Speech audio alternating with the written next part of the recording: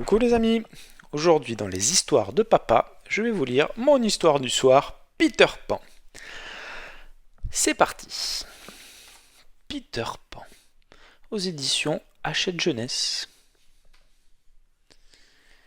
Ce soir-là, Monsieur et Madame Darling se préparent avant de sortir en ville.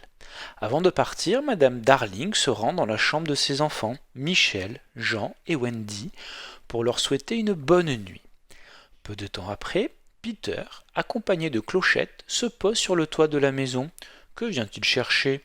Son ombre qu'il a oublié lors de sa dernière visite. Clochette fait signe à son ami. À peine Peter Pan a-t-il ouvert le tiroir que son ombre s'échappe. Il la poursuit à travers toute la chambre. Le bruit réveille les trois enfants. « Peter, quand nous amèneras-tu au pays imaginaire ?» demande Wendy. D'accord, répond Peter Pan, mais d'abord, il faut apprendre à voler.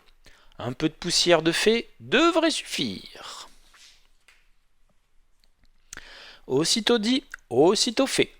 Après avoir navigué dans les étoiles, les enfants se posent sur un nuage, juste au-dessus du pays imaginaire. Peter présente Michel et Jean à ses amis, les enfants perdus. Devenus bons amis, ces derniers vont jouer aux Indiens dans la forêt. Tout à coup, les Indiens surgissent de derrière les arbres et capturent les enfants. « Ma fille, Lily, la tigresse, a été enlevée !» hurle le grand chef. « Peter doit la retrouver, sinon je vous grille les oreilles !» En survolant le golfe des sirènes, Peter aperçoit Lily la tigresse dans une barque. Elle a été enlevée par le terrible capitaine Crochet. « Vite !» Peter bondit face au cruel pirate. Le combat fait rage jusqu'au moment où l'affreux crocodile qui avait englouti la main du capitaine approche. Terrorisé, le capitaine s'enfuit à toutes jambes. Au village indien, le chef donne une belle fête pour célébrer le retour de sa fille. Tous les enfants sont libérés. Ils sont même conviés à fumer le calumet de la paix. Quelle idée!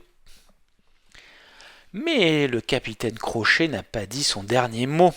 Pour se venger de Peter, ce dernier dépose dans son repère un cadeau piégé, une bombe prête à exploser. Puis il enlève les enfants perdus et les petits darlings. Il les ligote au mât de son bateau pour les obliger à devenir eux aussi des pirates, pourvu que Peter s'en sorte et vienne les sauver.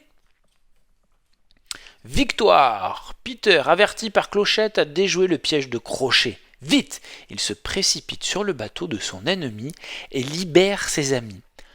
Vaincu, Crochet doit fuir le pays imaginaire pour toujours.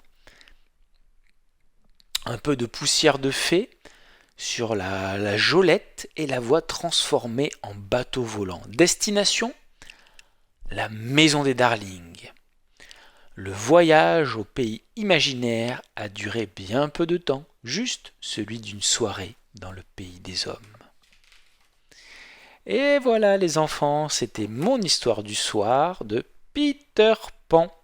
J'espère que l'histoire vous a plu et je vous dis à très vite pour de nouvelles histoires de papa. Ciao ciao.